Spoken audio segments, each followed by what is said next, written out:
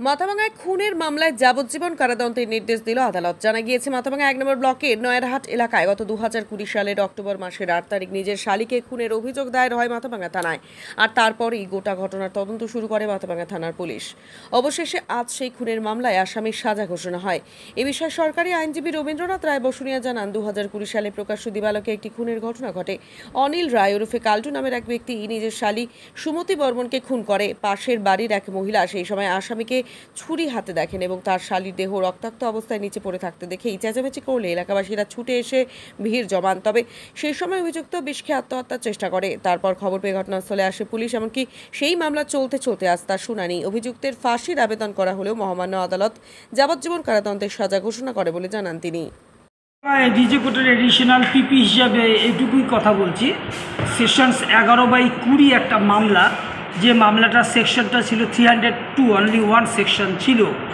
সেই মামলাটাতে সুরত বর্মন নামে একজন লোক প্রতিবেশী 8/10/2020 তারিখে এফআইআরটা করেছিল। সেই এফআইআরের মধ্যে লেখা ছিল যে 8/10/2020 তারিখ দুপুর অনুমান 1টার সময় কাল্টু এলাইস অনিল বর্মন সম্পর্কে তার শালী হয়, তার বাড়িতে গিয়ে তাকে একটা ছোড়া দিয়ে খুন করেছিল।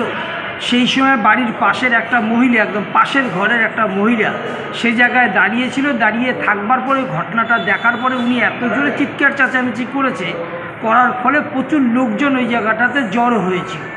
জড়ো হওয়ার পরে তারা কিছু লোক খবর দিয়েছিল নয়ারহাট থানাকে। নয়ারহাট থানার পুলিশ আসছিল। আসার পরে মাথাভাঙা থানায় খবর দেওয়ার পরে মাথাভাঙা থানার পুলিশ গেছিল।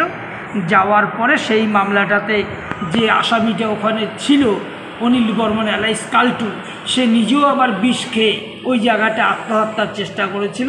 উলফি বর্মনের পাশেই ছোড়া হাতে ছিল। তার ছবি টবিগুলো পুলিশ কালেক্ট করেছিল। এই মামলাটার তদন্ত করেছিল একজন এসআই মাথাভাঙা থানার উজ্জ্বল নন্দী।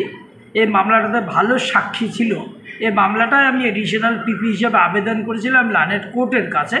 আমার আর্গুমেন্টে সাবমিশন করেছিলাম, যেহেতু এটা 302 এর মামলা, আসামি যেভাবে মহিলাটাকে হত্যা করেছে দিনের বেলায় এবং তাকে দেখেছে, এই জন্য মামলাটার ফাঁসি হওয়া উচিত। যাই হোক, আজকে আমাদের লার্নেট এডিজে কোর্টের পক্ষ থেকে এই মামলায় আসামি কাল্টু এলাইস অনিল বর্মনের যাবজ্জীবনের শাস্তি প্রদান।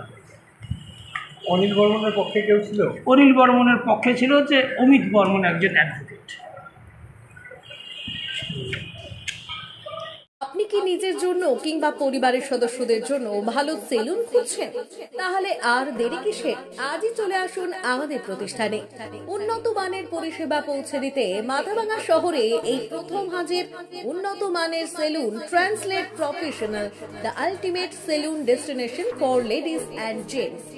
আমাদের এখানে যত্ন সহকারে ছেলেদের হেয়ার কাট, মেয়েদের হেয়ার কাট সহ পার্লারের সমস্ত ধরনের কাজ করা হয়ে থাকে।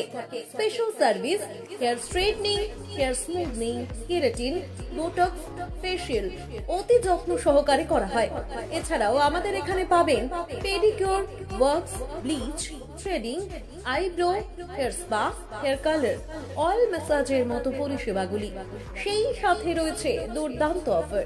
তাই দুর্দান্ত অফারের সুবিধা নিতে আজই চলে আসুন আমাদের প্রতিষ্ঠানে কিংবা যোগাযোগ করুন আমাদের সাথে। আমাদের ঠিকানা মাথাভাঙা থানাপাড়া রোড এবং পচাগড় সুজুকি শোরুমের পাশে। আমাদের মোবাইল নম্বর 9932232777।